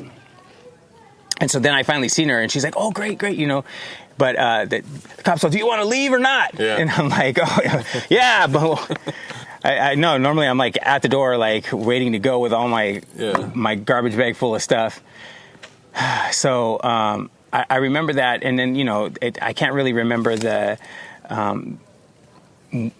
every time you get it's the same process. So like it was the same as every other time. Mm-hmm. For me, at least, I wasn't thinking anything different because I'd gotten released on CASU before. So I was like, okay. What does that mean? Because that term is not one that I'm familiar with. So CASU is custody, alternative, sheriff authority. Okay. Yeah, so it's alternative custody. Okay. And, is that like a halfway house, or is it something? Yeah, no. Well, it's instead the alternative part is instead of doing your time there in the jail cell, I get released to the sheriff, and then I complete that part of the sentence. Mm-hmm. Excuse me, out on being highly monitored by the sheriff department. Gotcha. Like you have to have like a whole plan that they set up for you. So after you get your background check back. Mm-hmm. So you're free, but you're heavily supervised. Mm-hmm. Yeah. Yeah. Really, really, really heavily supervised. So you go to like homes where everybody else is like CASU, so that it's easy for them to, there's 5 of you guys here. We come and shake down your room and check you. Does it feel free? I mean, does it feel like you're actually free at that point, or does it still feel like a mild incarceration of some sort? It definitely feels like a mild incarceration, but you're out. And but I was out, so yeah. I was like, yes, I'm at this point I'm on a 6 years, 8 months, and I've only been in custody for like a year, or almost 13 months. Yeah. So to me it was good, And then I remember going into the reentry center where I'm doing the same right now. I was helping Laura Hooper to facilitate an EPP class there just this past Wednesday. Mm-hmm. And so I go there, and I remember them. I had to sign, like, you sign all of these papers, right? And so I'm signing all the papers, and I'm just like, I want to see my family, but that's the part that makes it feel kind of like still being in custody, because they're like, okay, well, you still have X amount of years left on your sentence, so the first 6 months we're taking you to Salvation Army. And so I went from this like little holding center at the reentry center, mm-hmm. and then went to Salvation Army. And then and you live there, or yeah, I didn't get to see my mom after that till like it was almost 90 days. Damn. Yeah. So that's for most people the best part of getting out is getting to see their people, getting that first hug. You know, maybe for some it's going to have a steak or a beer or whatever, but for the most part, people are excited to get out and hug that person that means the most in their life, or at least means a lot. And so you go from thinking that's going to happen until, like right away, and then now you think, well, actually, it's going to be 90 days. Yeah, it sucked. And then I was getting like news from my cousin, oh, there's something wrong with your mom. And I'm like, what the hell? Like, what does that mean, dude? Oh, you'll see when you get out. I'm like, bro, don't tell, then you should just don't say nothing. Like, well, you have me stressing out over here. Yeah. And it was highly stressful because then I couldn't really talk to her and I didn't know what was going on. The reverend in my church went to see her and said, oh, she seems fine. And I'm like, what does that mean? And then I went and finally, after 90 days, she came to see me. And then we got a pass to go, just to go to hang out at our house, her house, the house I lived in, the apartment I lived in before I got arrested. And then I started to notice stuff, like she was asking me questions, and like I hugged her, and that part was good, And then we went, and I went to my house, and it looked crazy. It looked like a homeless encampment, really. I was like, my mom's living here? Like, what the hell? Yeah. And she just, she was in the very beginning stages of Alzheimer's. Okay. Yeah, so it was stressful because they were also like coming to repossess her car. She was getting evicted from her apartment, and so I had some choices to make, and it was really hard for me because I'm thinking to myself, I could just get my mom straightened out, and then I'll deal with, I could go basically on the run and straighten this out with my mom. But then it was just like, that was like the same game, right? At least that's how I looked at it in my mind. This is like a repeat. Yeah. Something that, like, this is the same old story. How many times have you done time? Have you been arrested more than once? Oh yeah. Like I was saying, that was my 7th sales case. I've spent the last 18 years in and out. Yeah, in and out, jail, prison. What's the longest you've gone from release to rearrest? Do you know? The longest like from the time you've been released until you got arrested again, how much time? What's the most amount of time you've gone? So this time, and then the time before that, well, I haven't got rearrested this time, obviously. Yeah, but of course. The time before that, it was almost 11 months. But before that, it had gotten down to like I could get arrested within 1 to 3 months again. What's different? I mean, it's been we're rolling up on like half a decade or whatever since you've gotten out. And you don't, I mean, again, this is like I said with Dustin, it was from the outside looking in, I'm not in California and I'm not around everybody, but at a glance, I don't really see that there's any concern with you going back. What's different? Well, one, I like I said, when I got arrested, I was like, it's funny when I hear Vic say, I thanked the cop. I didn't necessarily thank the cop, but I did I felt such a sense of relief. I was like, oh, because I'm addicted to meth. Mm-hmm. And if the minute I take it, I go to prison. I mean, not the minute I take it, but yeah. That's when that's the first domino. Yeah. And it's not, it can be from, 1 to 6 months, but I'm going, that's the evidence. Mm-hmm. And so, this is the first time I ever felt relief to get arrested because I knew I was going to stop using. And I was just there, man. I noticed that there was a real different, like, there wasn't a lot of individuals who were my age with me. They were like really old or really young. Yeah. I'm at that point I was about 38. And I was like, oh, so where'd the rest of them go? Yeah. Are they dead or they grew up or whatever? I don't know what happened to them, but it was impacting me when I went back the time before that, and then this time I was just like, no, man, I needed my life to be different. Some other things had happened. I got my house raided when my mom was like on her sick bed. Just a lot of ridiculous stuff. And I just realized that wasn't the life I wanted to live, and. So this incarceration, like when I got out and I had that opportunity to make a choice, I stayed right where I was, even though I felt like I could help my mom in the short term. Yeah. And I was really, really, really scared what was going to happen to her. With regard to her health and all that. Yeah. Stuff, Yeah, she hadn't even gotten sick yet, but she was just with her Alzheimer's, like on the, well, she didn't even have that diagnosis. I just knew that there was like, she kept asking me the same question over and over. And so... I got really scared, and I was just like, well, I'm gonna do what they say. I'm gonna trust this process. And at that time, I wasn't even engaging with the Enneagram because I had to stay that 6 months in at Salvation Army. And I remember the first chance I got to get away from there, I went to Reconnecting. Which is an EPP aftercare. Yeah, basically. Program. Yeah, but each step. So this time wasn't like the last times where I would get out and just be like, just like that. I would get a beer. Yeah. Just like that, get a beer. Because that's what you want the whole time you're gone. Yeah. You think about all the things that you're gonna do when you get out. Yeah. That you can't do on the inside. Yeah. For some people, it's a beer. For some people, it's a steak. For me, it was a pack of bubble gum and a Tahitian treat. Everybody's got their thing, right? Yeah. That they want to go, and you don't really think, well, this is going to be the beginning of my next trip. Yeah. No. You just think of, I just want something that I haven't had in a while. Mm-hmm.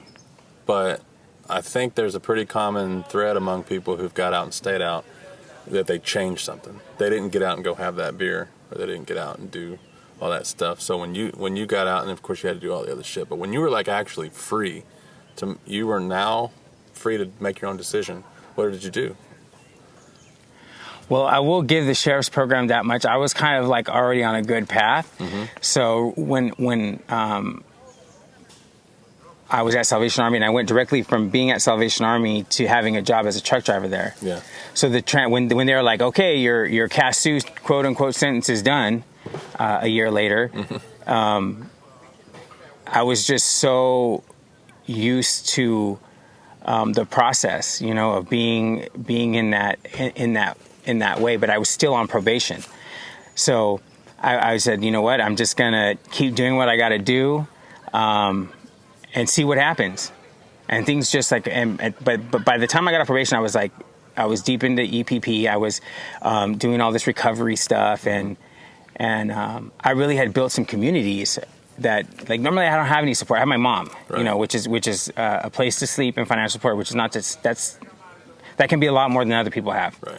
And so, and this time that was real shaky for me. That was another thing that was real scary because, like, I relied on having that place to lay my head, whether it be on the floor, or whatever.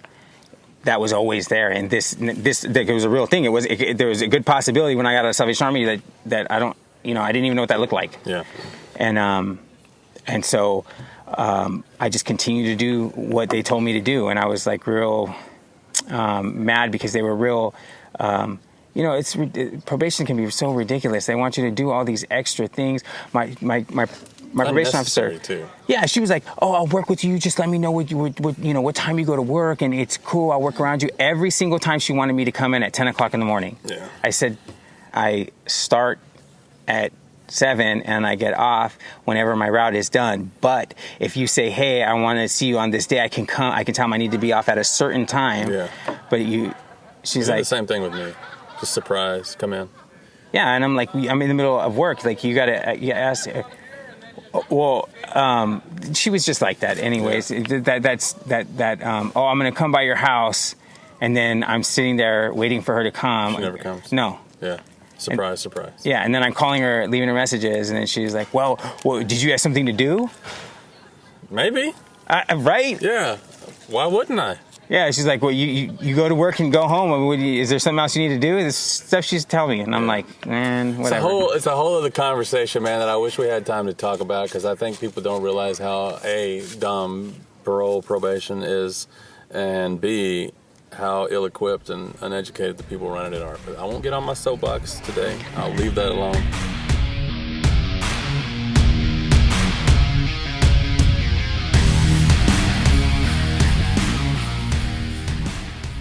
All right. Yeah. Hi, my name's Martin Welters. They call me Marty. I'm a type 4.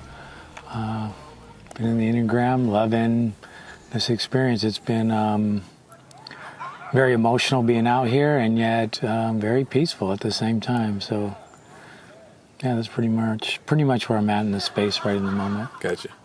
I wanted to start off with I haven't done this yet. I keep thinking it'd be funny to start with, you have the right to remain silent. Anything you say can and will be used against you, and the blah, blah, blah, blah, blah. Right. How long has it been since you've heard that? 1988 was the last time I heard that. Yeah. The right to remain silent. Anything you can say and will say will be used against you, or may be used against you. Yeah. You were gone quite a while. Yeah, 32 years. Wow. And you've been out since, what was the date your release? I was released on February 3rd, 2020, just before COVID. How was that? What was that like? Well, it's like being born again for me. When I got out, I didn't really know what to expect. Did you know your release date pretty far in advance, or did they just surprise you one day? They basically told me on Friday afternoon, you're going... Well, they said I was going to the feds on Monday, but they actually released me on Monday, so I knew probably 40, 45 hours. Wow. Or somewhere around there, maybe 60. And I don't know what that would feel like, being gone for 32 years and then have a little more than 32 hours to prepare for the free world again. Yeah. It was definitely a surprise. I mean, I was found suitable, but probably 150 days before that said maybe you will get out if there's no governor action. Mm-hmm. And then everybody I knew was getting out in like 118 days, and it was like day 158 when they let me know. Mm-hmm. And so, yeah, it was definitely scary and unnerving. And then, I got out, and it just seemed like the people were just driving super crazy, super fast. We were going like 45, going over the Richmond Bridge, and I was like, he's like, you might want to hold on. People get sick driving over this thing. Yeah. And I'm like, how fast are we going? He's like, 45. Yeah. And I was like, damn, feels like we're going 100. That is, I've heard that from more than a few people. I experienced that myself as well. Right. When I got out and I was going to just go for a drive. I had a car that I just wanted to go get out and really push the limits and see how fast I could go and just feel my freedom. And I was just hauling ass to the point that I was starting to get a little scared of the speed. And I looked down and I was doing not even 50 miles an hour. Because when you're gone that long, dude, it's your body does not just immediately get used to going fast. There's a lot of stuff when you go from being incarcerated to being out in the free world. There's a lot of things I think people probably wouldn't realize happen. Like, it's not just easy. I want to wait for this plane to fly by the way, real quick. Okay. And then I'll finish my thought. That should be good. But when you go from being locked up to living out in the free world, there's a whole bunch of stuff that I think people probably don't realize. It's kind of a shell shock, whatever you want to call it. Like, it's a bizarre thing. What were some of those things for you? You mentioned the speed. What were some other stuff? Technology, probably a big deal. Undoubtedly. One of the things that was kind of interesting was that I thought that people could be able to tell that I just gotten out of prison just by a look. Mm-hmm. Like, for some reason, I seem to think I can spot people who have been previously incarcerated. And I thought that they could, but to my surprise, I got out and everybody was looking at their phones. Yeah. They could care less about me at all. They're like, I was nobody, nothing. And so, while in one hand that was really relieving as far as like feeling guilty, and on the other strange part, it was like, well, how do you connect with people if they don't have any conversation? And so that was part of the surprise for me. I mean, obviously, the cost of things. I mean, gas was like $4, and it was 89 cents when I left. Mm-hmm. Milk was like $1, and now it's $4. And same thing. I mean, everything was like 4 times as expensive as it was when I left. And so, and then obviously COVID happened, and in ways it was a mixed blessing because, like, I'm super emotional anyway. So, like, on one hand, I think I know that I needed the space from other people to kind of like know who I was. Because, it's a new life. I'm a new person in a lot of ways. Not doing any of the same old the things I used to do, or the way that I saw the world was almost the exact opposite of it was when I went in. And so, like, I went in, I thought it was a super scary place. I came out, I thought it was a super loving place. I thought it was nobody cared about me to so many people care about me. I don't even know how to give back. And then, so that was definitely different. But so all those different things, the price of things, the way that, the speed of things, and then, you know, I think like the products in the store was a little unnerving. Like, you know, there might be 10 different kinds of cereal. Now there's like 400 kinds, and, you know, 10 different sodas, and now there's like 200. Yeah. You know, so I'm like, well, what's good and what isn't? And they all look the same. And then how do I choose? So that was interesting. And then people would ask me questions. Well, what do you need? And I'm like, I don't even know what I need, because I think you should be telling me what I need. Even though in their minds, like, that just sounds ludicrous. But I mean, it's like, I really don't know. And everything was different. Like the clothes we wore, we went from elastic bands, waistbands to, well, what size are your pants? Mm-hmm. What is your length? And it's like, well, you know, in prison, it's here's 1X, some 2X, elastic. 3X, yeah, and it's whatever length, and you just sew it later, right? Yeah. It's like 40 length or something. And so that part was strange. And then fashion is obviously different. Yeah. You know, like. So in retrospect, now that you've had a little time, you know, between the time you got out and now, you said February of 2020, right? Correct.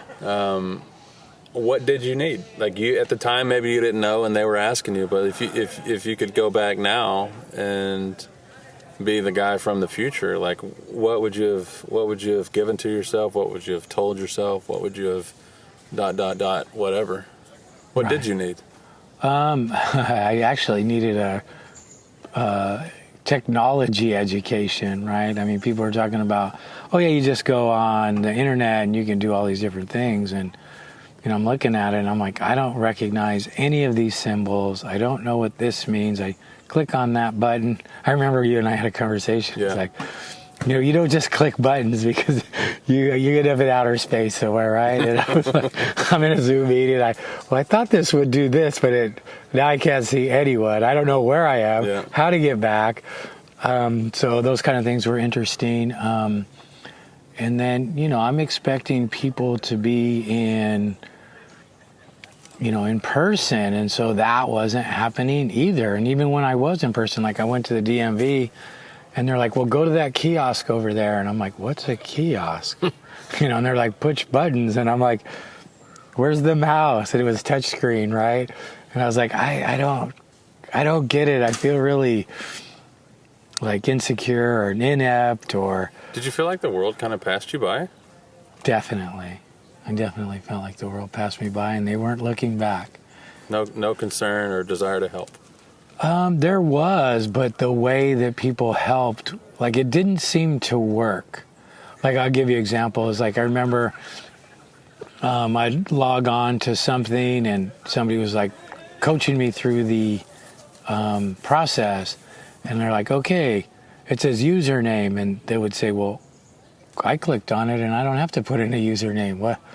What is that? Or what's your password? I'm like, I don't know. They're like, oh, mine auto-populates. And I'm like, what does that mean? Yeah. And why is it I doing it? And this isn't helpful because now I feel even stupider or more inept because everyone, including 6-year-olds, know how to do this but me, right? And even the guys that got out before me, they were relying on girlfriends to just do it for them or their brothers or sisters or something. I'm doing it for you.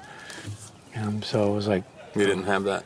Yeah, and I didn't really have that. Camilla helped me tremendously, actually. She did, she was on my phone doing a Zoom or something, and or WhatsApp, and I was showing her what I was looking at, and she was just like, okay, go up there. And like literally walked me through it as if she were sitting right in the room. Camilla's not too bad. She's all right. Right. I'm sure there's folks that are better. She's okay. I mean, we're talking basics, like home. What does that mean, right? Like, you don't have She's to... going to hear this and kick your ass. Well, no, she did great. That's what I'm saying. Yeah. Oh, you mean, yeah. Well, I'm sure that there are people with extraordinary skill. I just happen to be I wasn't one of them. And well, when you get out of touch with something over that long a period of time, and it's not like you were out of practice. It's not like it was a thing that you stopped doing for 32 years. It was a thing that didn't exist. Correct. And it was a thing that, like I was talking with one of the other guys, we progressed as the technology progressed. So technology was a 0 and we were 0 with it. And then it went to 1 and we went to 1, 2. And so we kind of went out. And to the point now to where it's like, level 170, and we're right there with it because we've been going step of the. Right. But you got locked up at level 0, and you got released at level 170 or whatever. Right. However, that's the analogy as I see it in my head, and that's why it makes sense that it would be what's intuitive to me would be completely foreign and unintuitive for somebody who's been gone that long. True. I mean, Windows 95. Think about it, right? Like GUI system, right? Yeah. Like that didn't exist. It was green. Basically X's and O's, right? It was just a bunch of, at most letters, and it could do math. Yeah. And then that was it. Like, who wanted a computer? Why would you want it? Right. It was just an expensive calculator. Yeah. How much of your first day out do you remember? I remember a lot of it. Yeah. Do you remember, did you get let out early in the day? Did you eat breakfast that morning? Did you skip it because fuck prison food, I'm done? I didn't eat. They don't really feed, they don't serve at that hour. So they got me up around 3, and then I left my cell around 5, and breakfast usually comes around 5:30. And then I sat in the holding cell till about 8, where they took my pictures and gave me an ID and had me fill out get my Medicare forms and stuff, which was for Marin County, not where I was going. And so I got some dress outs from some program, ERP, and then I just put them on. They didn't really fit, and then it's like, oh well, who cares, And then I just walked out with some of my paperwork and say goodbye to the people that were awake and other inmates. Yeah, other inmates who were close by. You feel like you're leaving friends? Absolutely. I told people this for years that I know I'm going to suffer survivor's guilt because I feel guilty anyway. Because they're still there and you're not. Yeah. I knew that before I was even found suitable. Yeah. By the way, you said that phrase earlier, found suitable. For those who don't know, that's just a term that describes that they've decided that you're suitable for parole, yeah? Correct. And that doesn't mean necessarily that you're getting out right away or at all. Correct. It just means that you're suitable should the opportunity arise and they decide that you should get out. Yes. So that's the term itself is a little misleading. It probably gives hope to people who never get out, maybe. I don't know. How often do people just not get out when they're found suitable? Many times. Many people were found suitable in the 80s that are still there today. Yeah. So often, I think it was I would say there was a point in time from 2000 to 2007. It's like it didn't matter if you were found suitable, meaning the board found you suitable, okay, we think that you don't pose a current risk of danger to society, and then the governor just take it from you in that 120 or 150 day window following that decision. And that would happen 100% of the time, a lot for many of those years.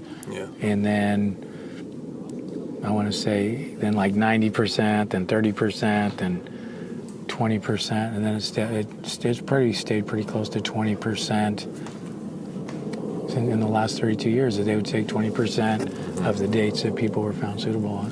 So going back to the day that you got out, they woke you up early, did your thing, you got your pictures and all the other crap that they do, and you say bye to the homies. Yeah. And then you walk out the front door. Yeah. What does it feel like to be in prison for 32 years and then step outside as a free man? Emotionally it's overwhelming. It's like a dream for sure. So it's almost like falling into a dream state. and then like, when are they going to pull me back in? You know, like they're going to change their mind. And that stayed with me for probably the first 11 or 12 days. You're talking about out in the free world. Yeah. They let you go, and you're thinking they might change their mind and come get you. Yeah. And it's a real concern. It's not just a random paranoia. It's a legit concern that you feel like that. Right. I really honestly feel like they're going to come and get me. Do you still feel like that, 13, 14, 15 months down the road? Not anymore. I think that probably, I want to say after about 8 months, that concern disappeared, but then there's they're going to violate me for some kind of petty thing. Yeah. And by violate, you mean your parole will be revoked. Yeah, for conditions like talking to ex-felon who might be living in my transitional house, right? Like, who are these people? I got news for you, by the way. I'm an ex-felon. Right. Is this podcast going to get you in trouble? That's a great question. I don't think so. I didn't really think that far ahead. Yeah. Do we need to check with somebody first? Maybe. I'm not really sure. I know people, man. I know people. Yeah, I know. Yeah. People, and yeah. Do they approve stuff like this, like the picnic? Because there's a handful of ex-cons here. That's true. I don't really know the answer to that. They don't. I'd like to think, or at least my interpretation of the rule is like, they don't want criminal-minded ex-felons hanging around with criminal-minded ex-felons. I mean, I'm a substance abuse counselor with people that are convicted felons in my classroom. I live with them. Logic dictates that it's okay. Common sense says it's okay. But the way that the rules are written, who knows? Right. Yeah. Sometimes, sometimes, sadly, that's the experience that I know is, they arrest you first and let the judge figure it out later. Yeah. But in the interim, I'll be sitting in a jail or prison for 4 months trying to figure out what exactly happened.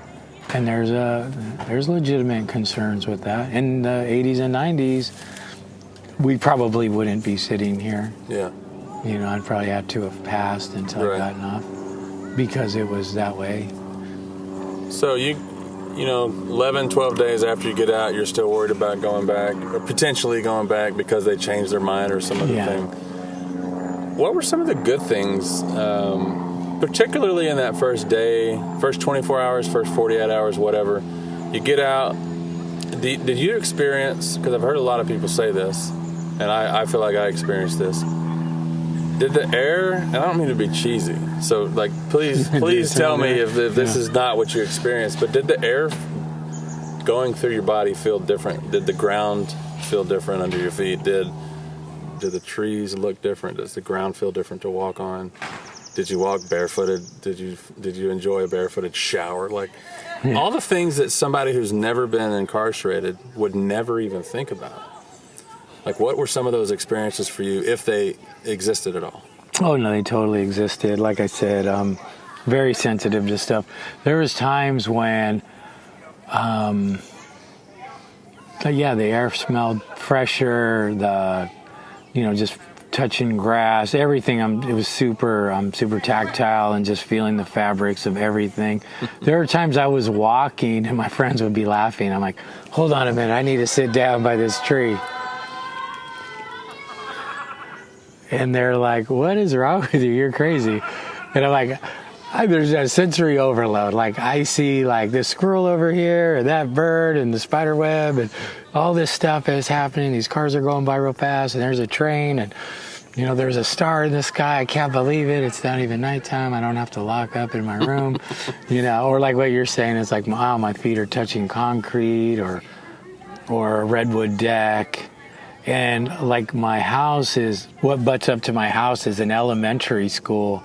And, I'd hear these kids back there just playing and screaming and, and I just at times I'd just be crying oh my God, I can't believe it. It's so surreal, so heavy.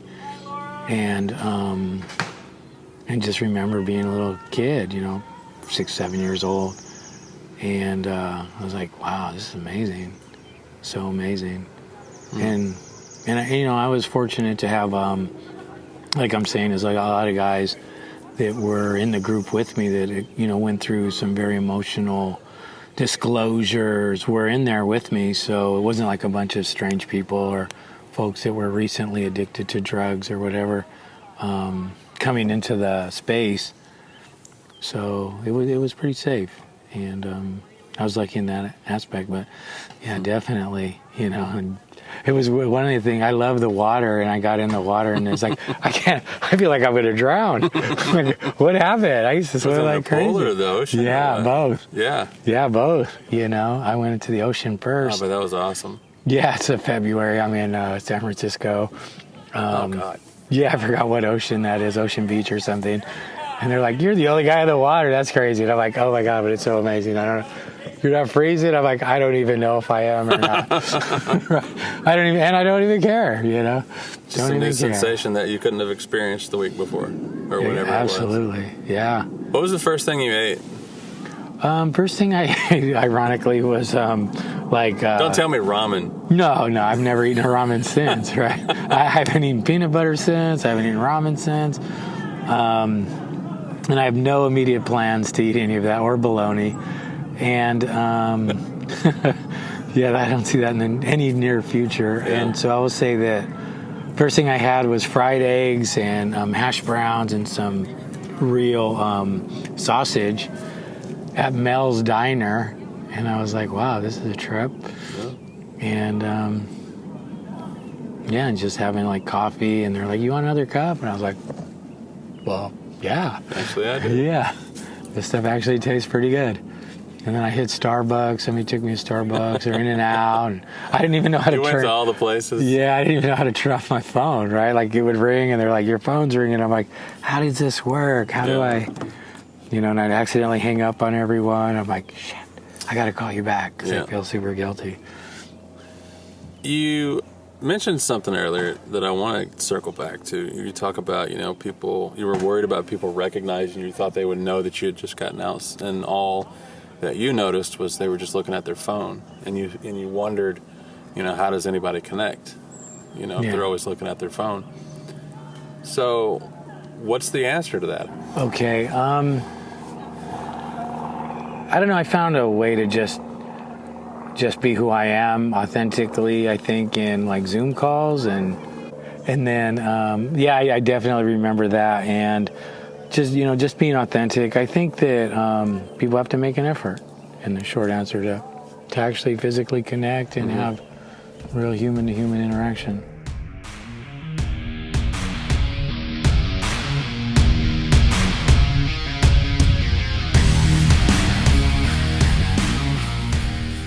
I'm so happy that I got to sit down with these 5 ambassadors and hear their stories of reentry, of struggles, of everything that was talked about in this episode. I know we're rolling up on 2 hours. It's longer than we usually go. It's probably longer than we'll go in future episodes, but whatever. It's the internet. We're not limited by time. So maybe you listened over a few days or a few weeks or whatever, and it's all good. I'm just glad you're here, and I'm glad you're listening still.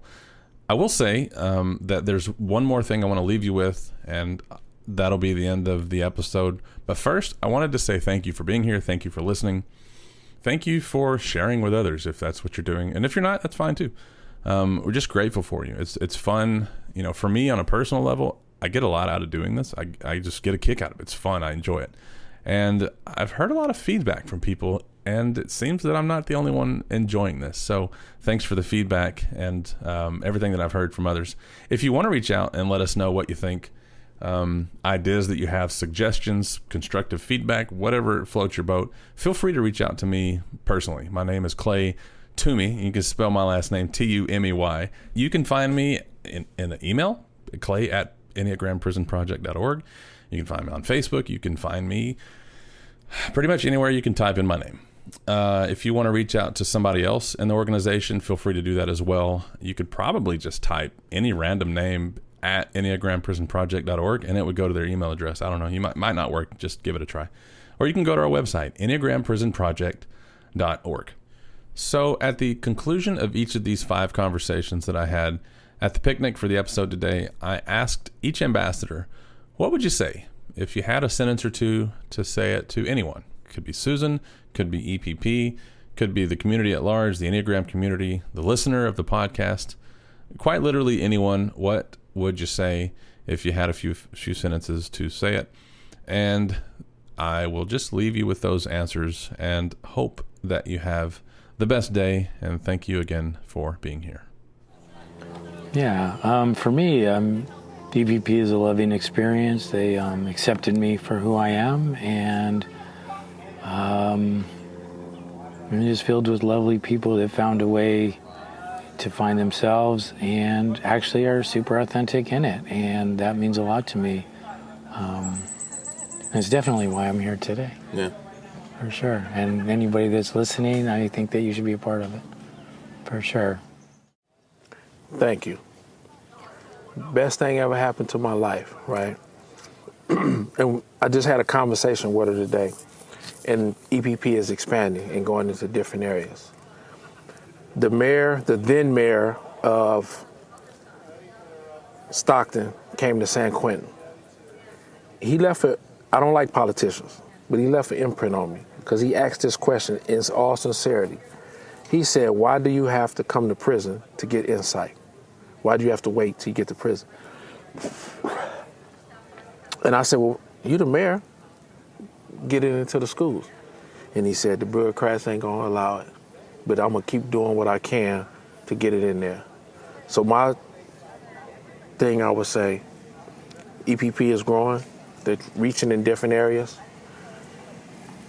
And the sooner that the world, the communities, the children, our future can get insight, gain insight. It's not for everybody. It should be, right? Let's get it to them. I'm a testament. I mean, I'm no different from nobody else, but I'm a testament of what the possibilities can be. I went from a gang member in Los Angeles that stayed in and out of jail to a productive citizen in the community that do volunteer work, and my heart's done changed. And that's all I ever wanted, was to be heard and to have a pure heart. I ain't gonna say pure, but you know what I mean? Good intentions in all my affairs, right? And it's on my part for me to do it, but it was through the program, it was through EPP that helped guided me to that, to find my true self. So I hope they keep expanding, and I hope I can be a part of it to reach it to the outer limits. I would say directly to Susan that you are so loved and so appreciated. And sometimes I wonder if she really grasps how much of an impact she has on other people's lives. And I guess I wonder about that myself sometimes too, the work we do. But it really is the most rewarding work I've ever done. And the platform and the people that are involved for it have really shown me what being, I guess, like we used to say, being normal is.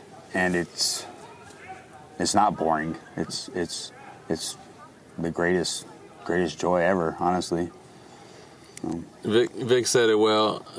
He was like, man, if anybody ever told you that like paying bills and all that shit would be easy, man, they're full of shit. But it's worth it. And when you said normal a minute ago, people couldn't see, but you did the air quotes. Yeah. Like normal. Yeah. Yeah. It ain't too bad, though. It ain't bad. Yeah, man, I love you. I love you, and I'm so glad that you came into my facility. Like, she started there in Santa Clara County on, like, a freebie. Like, she didn't have to be there. She wasn't getting paid to be there. And that program has, like, changed my life. I literally have, like, if you ask me, I live a life of Enneagram. It's, like, it's ridiculous how my life is so different. Like, I think about people's types, how I can be more compassionate to how they're like, it's in my life. It's the thing that I do. And all I can say is I love you. I love EPP. I love all the first ambassadors, you guys, when I would watch the videos. Jeff, even, that guy makes me laugh my ass off. He's like one of my favorite people because he used to go to Reconnecting all the time. But I love you. That's what I would say. I want to say, Susan, let's say thank you for saving my life. Oh my God. There's a little emotion going on right now, and I didn't expect that to happen. I'm on the verge of tears right now. I mean that with all my heart, because that lady, all the belief that she placed in me while in jail and afterwards, it really helped me to just succeed and do well upon reentry. I can't believe that. I don't mind it happening. I mean, I could freely cry now ever since Lisbon. Yeah, but no, Susan, thank you for just helping to save my life. For more information about EPP, please visit EnneagramPrisonProject.org. We appreciate your time and attention today. Stay tuned for future episodes, which you can expect on the 12th of every month as we continue to tell the story of Enneagram Prison Project.